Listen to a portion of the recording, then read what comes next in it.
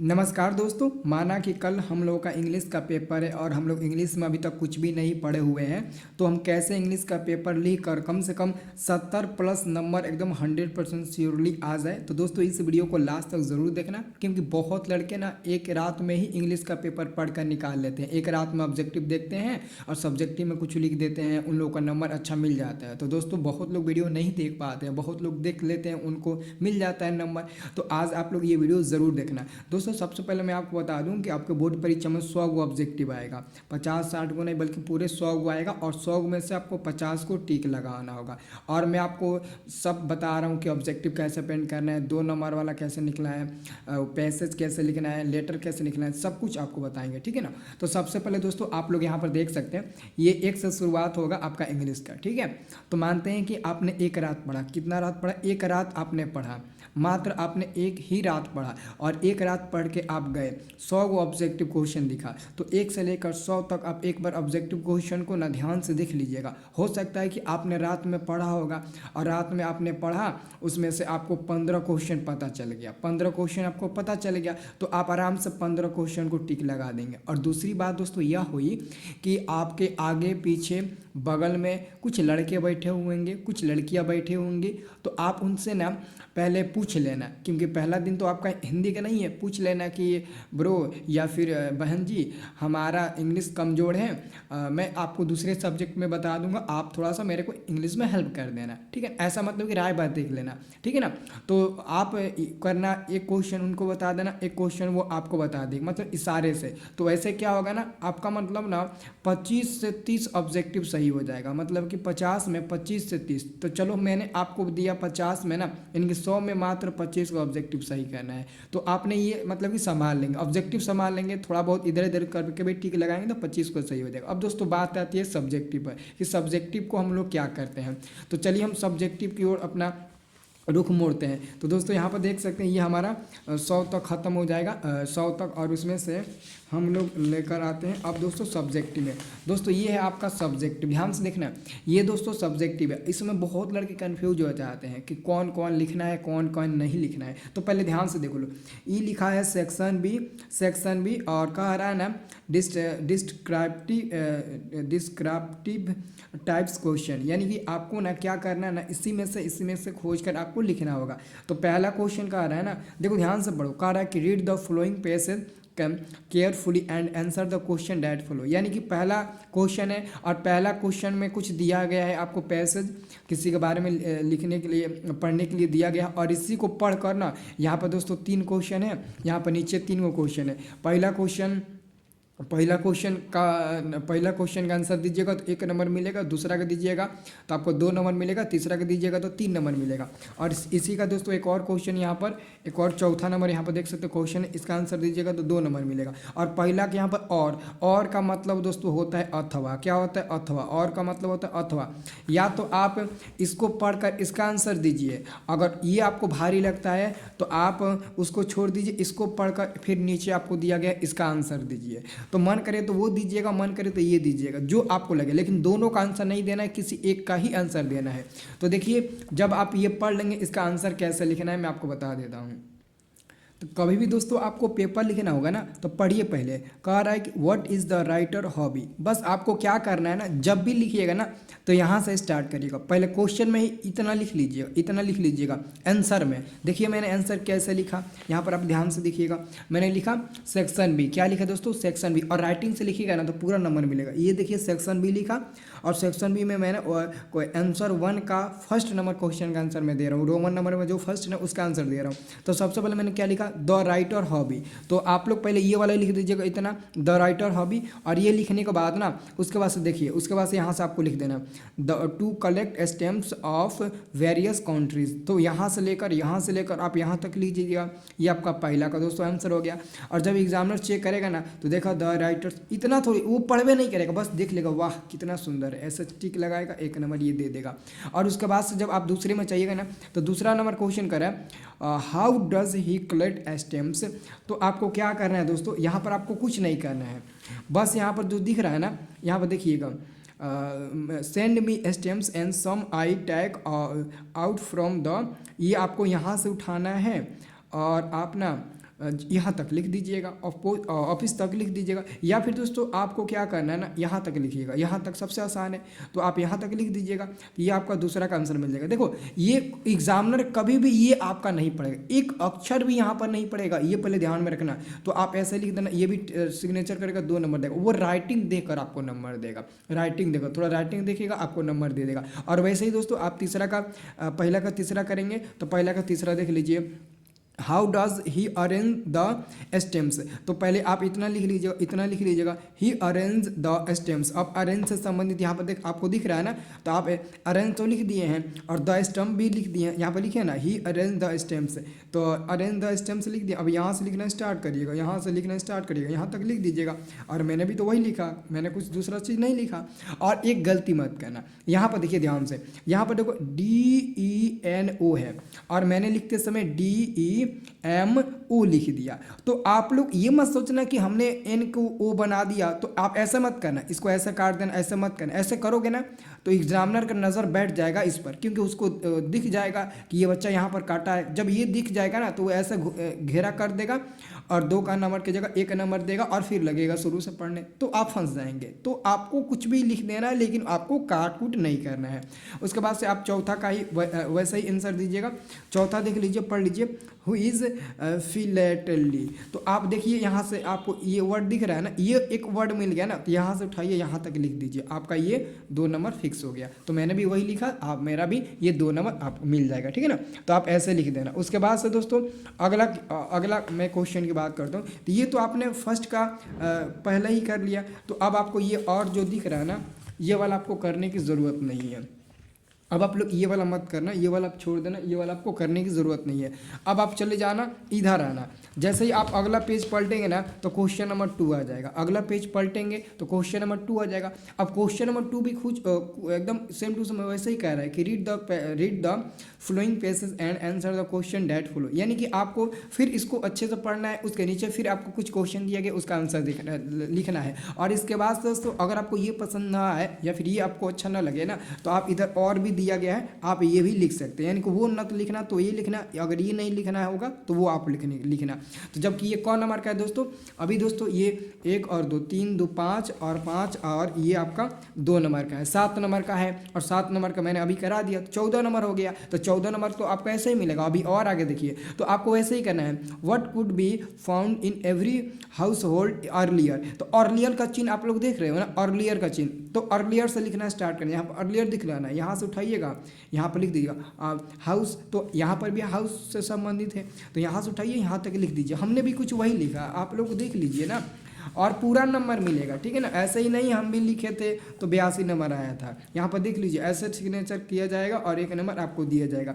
वैसे ही आप क्वेश्चन में दूसरा का आंसर खोजिएगा ना, तो देख लीजिए, जनरेशन, न्यू जनरेशन, तो आप क्या करिएगा, the new generation, with the new generation से आप स्टार्ट करिएगा। और देखिएगा इसमें जनरेशन से संबंधित कहाँ कुछ दिया है। जनरेशन से संबंधित अगर कहीं भी आपको कुछ दिख गया ना, तो आप एकदम मतलब न्यू जनरेशन का मतलब हुआ कि न्यू जनरेशन में हम लोग क्या क्या देख रहे हैं, जैसे कि लैपटॉप्स देख रहे हैं, मोबाइल देख रहे हैं, तो ये लिख दीजिएगा, the new generation with laptops, mobiles and many more equipment. तो आप यहाँ से यहाँ तक लिख दीजिएगा, हो गया। वैसे ही आप देखिए यहाँ पर what will happen is gadget, तो गैजेट से संबंधित आपको कहीं दिख रहा है, गैजेट से संबंधित आपको यहाँ पर दिख रहा है ना, तो कहीं से उठाइए, मन करे तो यहीं से उठाइए और गैजेट से संबंधित आप यहाँ तक लिख दीजिए। आप देख लीजिए, यहाँ से उठाइए और यहाँ तक लिख दीजिए, आपका पूरा फुल नंबर मिल जाएगा। आप लोग लेकिन बस एक चीज़ देखना, आप लोग को ना एकदम साफ साफ लिखना है, एकदम साफ साफ लिखना है, ताकि जो भी कॉपी चेक करे ना उसको पढ़ने की ज़रूरत ना पड़े। बस 2 नंबर 2 नंबर और इसको 2 नंबर ऐसे देते चले, उसको पढ़ने की ज़रूरत ना पड़े। आप इतना बढ़िया लिख दीजिएगा तो ठीक है ना, इतना बढ़िया लिखिएगा कि पढ़ने की ज़रूरत ना पड़े। तो ये तो आपका 2 नंबर हो गया। तो अब दोस्तों अभी तक हमने कितना कर लिया, 7 + 7 हमने 14 नंबर कर लिया, 14 नंबर कर लिया। देखो मानते कटवा करे, अगर वो काटेगा भी तो कितना काटेगा। तो ये हमने दूसरा नंबर क्वेश्चन कंप्लीट कर दिया। अब ये हम नहीं करेंगे। अब हम आ जाते हैं तीसरे नंबर में। दोस्तों तीसरे नंबर में भी कह रहा है ना कि read the poem carefully and answer the question thoughtfully, यानी कि आपको इस पोएम को पढ़ लेना है और इस पोएम से संबंधित कुछ क्वेश्चन पूछा गया वो आपको बताना है। तो 2 नंबर 4 नंबर और 4 और 2 6 नंबर। तो एक काम करिएगा, इस पोएम में आपको लिखने में थोड़ा सा दिक्कत होगा, पोयम में लिखने में थोड़ा सा दिक्कत होगा। क्यों? क्योंकि what was the poem doing. आप इसके बारे में कुछ यहाँ पर आपको समझ में आ रहा है? नहीं आ रहा है ना? नहीं आ रहा है ना? एक काम करना, देखो क्या करना, बस एक काम करना, मैं आपको बताता हूँ आपको वो कौन सा काम करना है, ठीक है ना। ये मेरा तीसरा नंबर क्वेश्चन का आंसर फर्स्ट है। तो देखो मैंने क्या किया, बस मैंने इस क्वेश्चन का इतना उठा लिया, पहले मैंने इतना उठाया, उठा लिया, द पोएट डूइंग। अब उसके बाद से इसकी आगे मैंने क्या लिखा कुछ नहीं पता है। पता है क्या लिखा?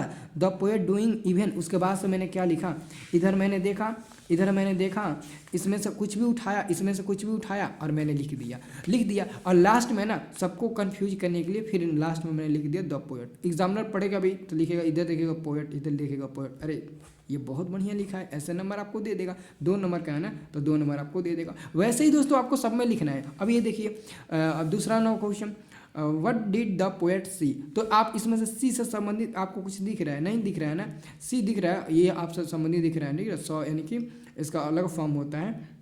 तो अब एक काम करना, आपको कुछ नहीं समझ में आ गया ना, तो फिर द पोएट सी उठाना, जैसे कि मैंने उठाया द पोएट सी, और उसके बाद से कुछ भी लिख देना और लास्ट में लिख देना सी।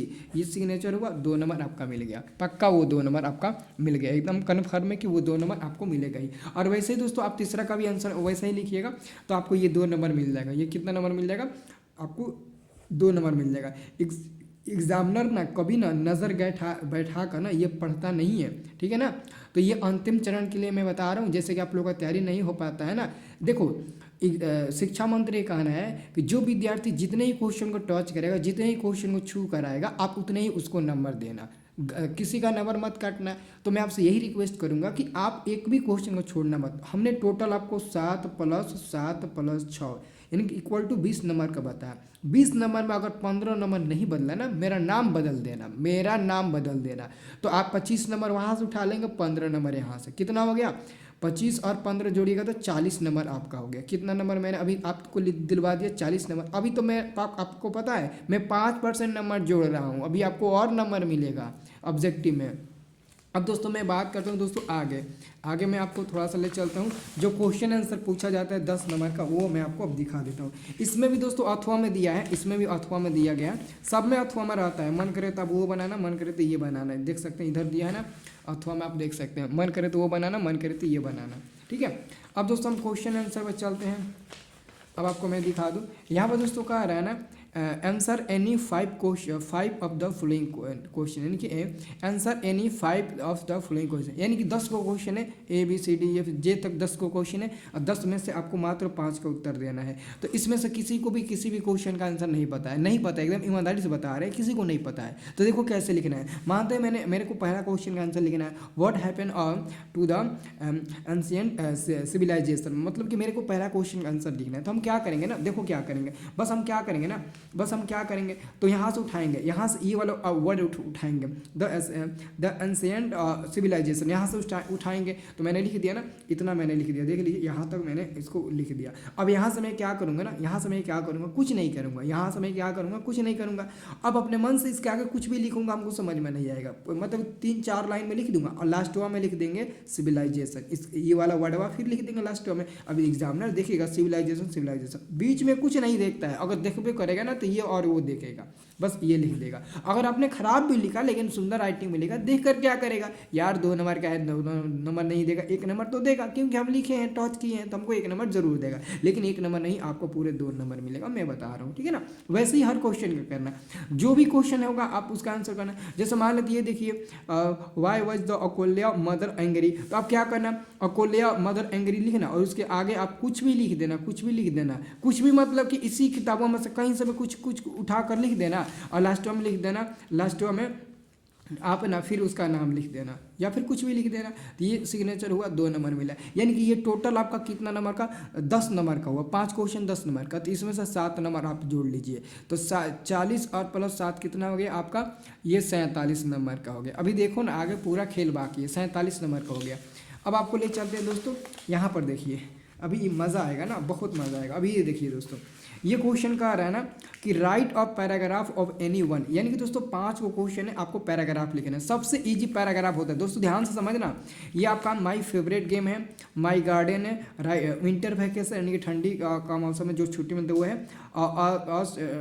यहाँ पर क्या दिया,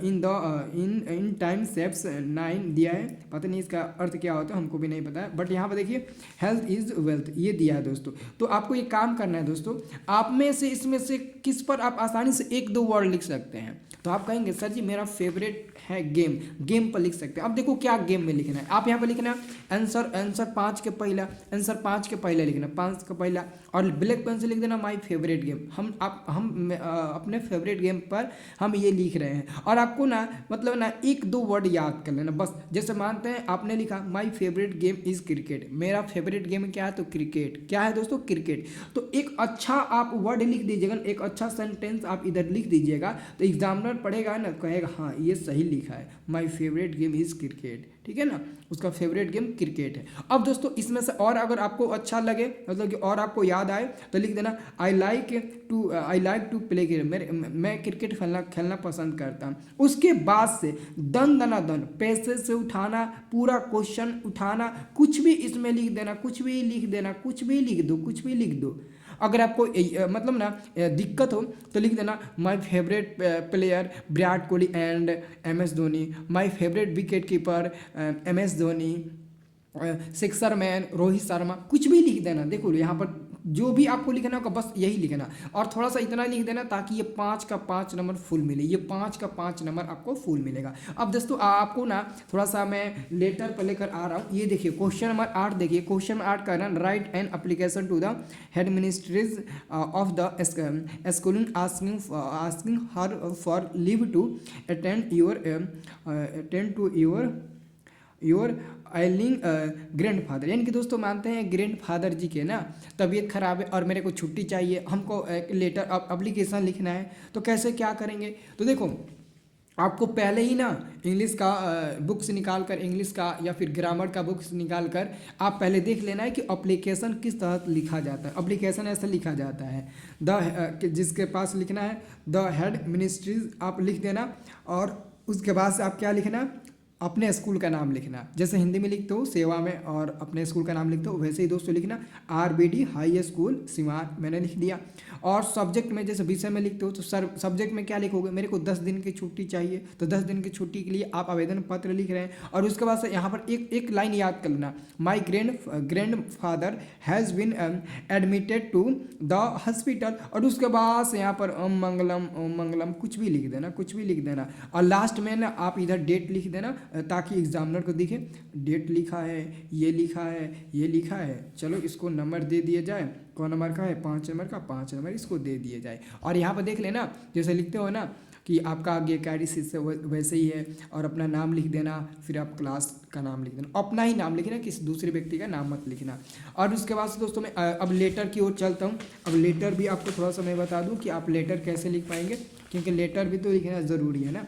अब ये देखिए क्वेश्चन नंबर मैं 9 की बात करूँ दोस्तों, तो लेटर यहाँ पर देख लीजिए, कह रहा है कि लेटर आपको लिखना है, लेटर बोर्ड एग्जामिनेशन के लिए आपको लेटर लिखना है। तो यहाँ पर लिख देना एग्जामिनेशन हॉल, यहाँ पर लिख देना एग्जामिनेशन हॉल, डेट लिख देना। और उसके बाद से आप फ्रेंड के पास लिख रहे हो ना, फ्रेंड के पास एग्ज़ाम की तैयारी के लिए आप लेटर लिख रहे हो, तो आप यहाँ पर क्या करना, लिखना अपने फ्रेंड का नाम, यहाँ पर लिखना अपना नाम नहीं, अपने फ्रेंड का नाम। जैसे मैंने लिखा dear Raj your board examination is end, यानी कि हमारा बोर्ड एग्ज़ाम ना ख़त्म हो गया। अब उसके आगे दोस्तों कुछ भी लिखना, कुछ भी लिखना, मानते हैं कि अपने लिखते गए यहाँ तक आपका आके ख़त्म हो गया, यहाँ तक आपका आके खत्म हो गया। अब यहाँ तक खत्म हो गया ना, तो लास्ट में वही लिखना आपका आगे कार्य शिष्य जो भी लिखना रंजन लिख देना, और यहाँ पर अपना क्लास 10th है ना तो क्लास 10th लिख देना। और ऊपर आपने ऑलरेडी डेट लिख दिया तो इधर लिखने की जरूरत नहीं है, ये सिग्नेचर किया जाएगा और आपको 5 नंबर दिया जाएगा। अब दोस्तों अगला क्वेश्चन थोड़ा सा 11 नंबर देख लीजिए। 11 नंबर में दोस्तों वैसा ही है, आपको क्या एक मैसेज लिखना है,